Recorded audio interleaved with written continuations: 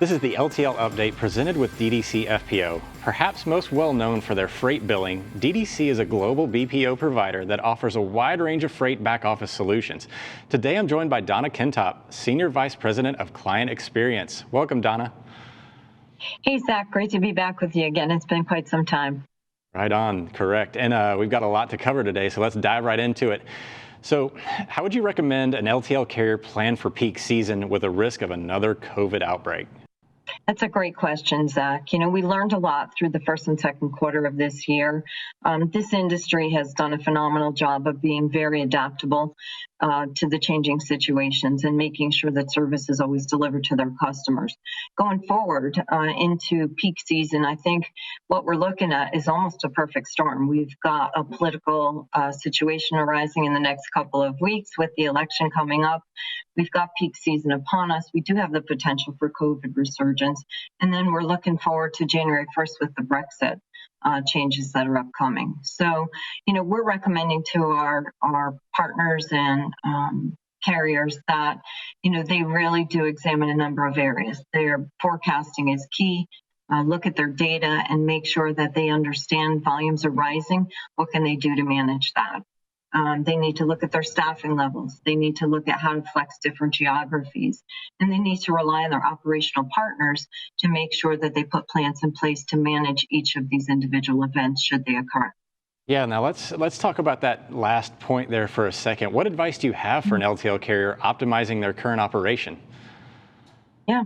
So the recommendations that we've given to our current partners is that, you know, we look at their forecasts with them and, you know, their staffing levels that need to be considered to manage the upcoming volume.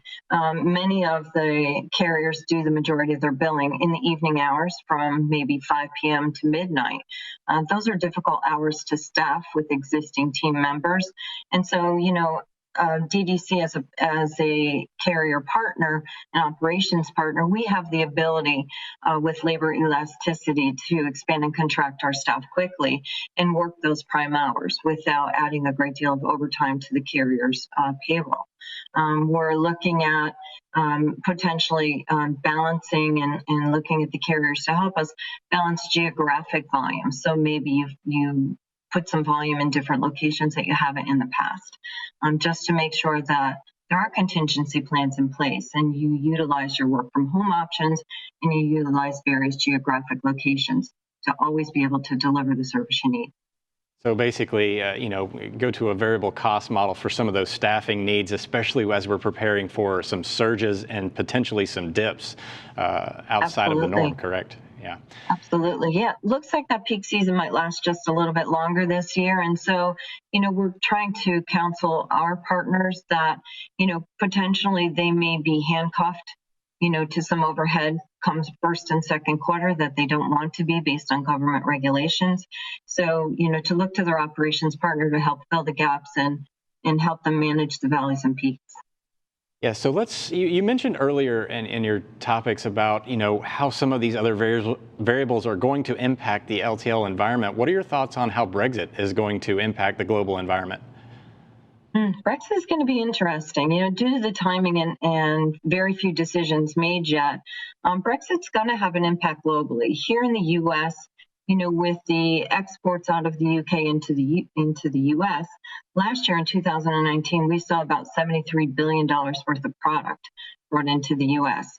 If you're a smaller regional carrier, you may not feel much of an impact, but for our global supply partners, there is going to be a major impact. You know, they're estimating about 400 million more customs documents will need to be processed next year. And the costs of processing those documents are estimated at about $17 billion. So obviously there's a lot of unknowns at this point in time, but we do see some level of impact here in the U.S. Yeah, there is a definite, a large amount of stuff to deal with this year. And thank you so much for your insights, Donna, and letting everybody know what to look out for. And thank you for watching. And be sure to check out all the latest industry updates on FreightWaves.com and download the FreightWaves TV app for your mobile devices.